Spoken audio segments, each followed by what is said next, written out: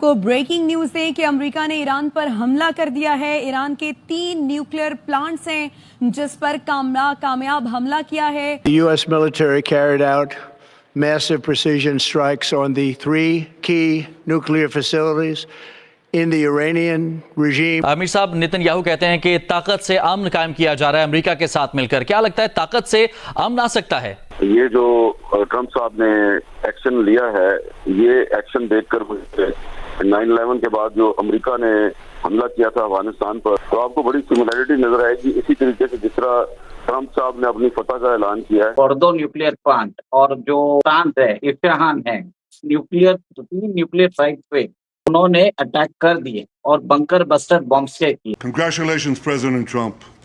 Your bold decision to target Iran's nuclear facilities with the awesome and righteous might of the United States will change history. देखिए, middle east अभी एक जैसा नहीं रहने वाला। आज के बॉम्बिंग के बाद एक तरह से ग्रेटर डिस्ट्रेस होने वाला है बिटवीन द टू अब्राहमिक।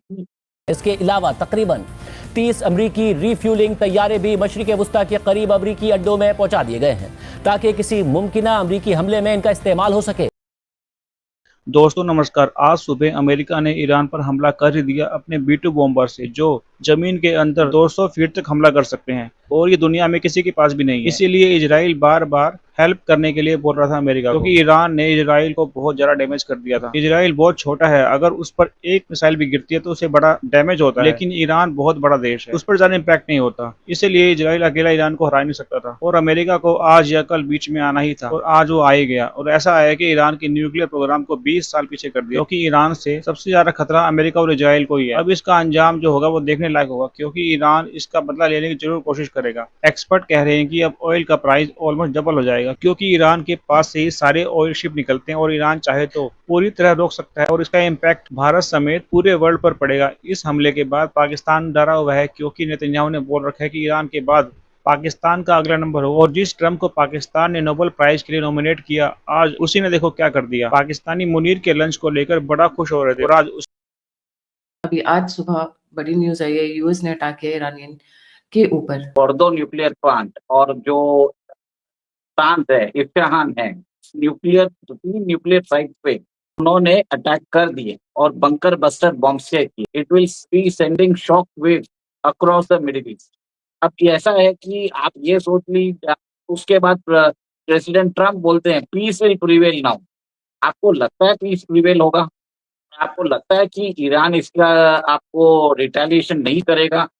ये मैं तो नहीं समझ सकता इसमें, क्योंकि इसका जो इम्प्लीकेशन होगा, जो ब्रॉडर इम्प्लीकेशन होगा, वो आपको समझने की बात है। देखिए, मिडिल ईस्ट अभी एक जैसा नहीं रहने वाला। आज के बॉम्बिंग के बाद एक तरह से ग्रेटर डिस्ट्रेस होने वाला है बिटवीन द टू अब्राहमिक। देखिए, America represent the Christianity faith and Iran जो है मुस्लिम देश के अंदर, इट इज अ सिविलाइजेशन। आपने इराक को एक तरह से बम्बार्ड किया, किसी को कोई फर्क नहीं पड़ा। लिबिया में क्या फर्क नहीं पड़ा। ईरान जो है पुराने जमाने में पर्शिया था, तो इट रिप्रेजेंट द सिविलाइजेशन। आपने उसको अटैक कर दिया। वर्ल्ड ओवर आप ये देखेंगे, इसका रिप्रिकॉशंस मालूम पड़ेगा। ईरान इसके हिसाब से क्या करने वाला है, आप ये सोच लीजिए। वहां पे हिजबुल्लाह जो है अब करेगा, वहां पे अटैक करेगा।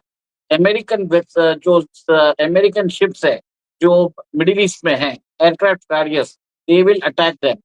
फिर बाद में Houthis will attack the Saudi के ऑयल फील्ड्स को अटैक करेगा। और आप ये भी देखेंगे कि स्ट्रेट ऑफ हॉर्मुज को एक तरह से बंद कर दिया जाएगा, चोक कर दिया जाएगा। Oil prices will go up to $150, 100 से $150 जा सकते हैं। और एक तरह से अभी देखिए, डोनाल्ड ट्रंप ने हास्यास्पद तरीके से बात किया, पीस विल प्रिवेल। पीस नहीं होने वाली है। इसके बाद we are going to live in a very different new world from now on. These are a couple of the sites that has been attacked currently. Tehran, Arak, Fordo, Natanz, Isfahan and Bashar. The situation is changing every moment. देखिए, मेरा ये मानना है next 72 hours are going to be very critical for the world economy also. अगर Iran ने एक तरह से अमेरिकन बेसिस पे अटैक करना चालू कर दिया तो उसका क्या होगा, वो we have to see that also. We have to see how China and Russia will respond. China और रशिया एक तरह से साइलेंटली उन्होंने देखा था अब मेरे हिसाब से आफ्टर दिस स्ट्राइक तो एक तरह से वो they will start arming Iran again. तो आप देखेंगे Russia will arm Iran with all the drones, missiles और एक तरह से एयरक्राफ्ट है जो ईरान के ने उनको ऑर्डर किए हैं, they will be doing that. और सेकेंड आप ये देखेंगे चाइना भी इन्वॉल्व होने वाला है। चाइना क्या देखेगा कि since US is distracted in the Middle East और यूक्रेनियन वॉर, तो possible attack on Taiwan is possible. मैं ये भी बोल सकता हूँ this will be an opportunity for China to actually attack Taiwan.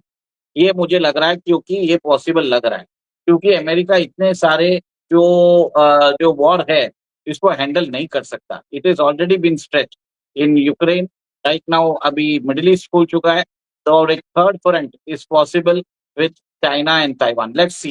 Actually ये बहुत अच्छा मौका है चाइना के लिए ताइवान को कैप्चर करने का। यूएस फंसा हुआ है मिडिल ईस्ट में, उधर रशिया यूक्रेन वॉर खुला हुआ है। This is the best. And by the way परसों, that is day before yesterday, 50 aircraft, Chinese aircraft had surrounded Taiwan because our eyes have been always on Israel-Iran war. Then we have been caught up with the developments in India, Operation Sindoor and other things. Taiwan was surrounded by 50 Chinese aircraft. It's not easy. बरोबर बोला है आपने। आपने देखा है कि China has been preparing for the possible invasion of Taiwan, और इसमें आप सोचिए ग्लोबल इकोनॉमी को क्या फर्क पड़ेगा। Stock market across the world will face the panic because oil के दाम बढ़ सकते हैं। उसके साथ ही आप देखेंगे गोल्ड का दाम बढ़ जाएगा, और एक तरह से आप ये देखेंगे क्रिप्टो के अंदर एक नया लाइफलाइन आ जाएगा। Crypto is also going to go up. और आपको मालूम है कि ट्रम्प की कंपनी अभी क्रिप्टो के अंदर घुस चुकी है, वर्ल्ड लिबर्टी फाइनेंशियल, और उन्होंने पाकिस्तान के साथ भी अभी करार कर दिया है। तो एक तरह से ग्लोबल इकोनॉमिक शॉक आने वाला है। एक तरह से प्रोटेस्ट जो है, जो क्रिश्चियंस और मुस्लिम्स के बीच में जो है, वो बढ़ जाएगा।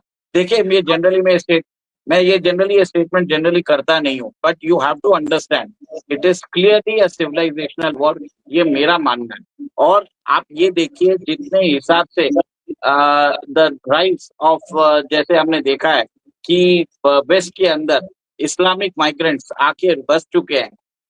Europe is on the risk of a civil war of chaos, ये भी पॉसिबल है।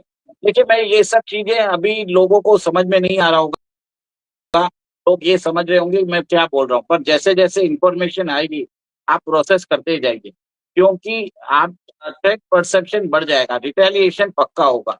ग्लोबल उम्मा छोड़ेगा नहीं। ग्लोबल उम्मा में ये नहीं मतलब नहीं है कि जो जैसे अभी जो अमेरिकन स्टूजेस है जो मिडिल ईस्ट में है, जैसे यूएई के हैं, उन लोगों की बात नहीं सुनेगी। वहां की आम जनता जो रहेगी they will strike back, because I am saying that this attack is attack on a civilization.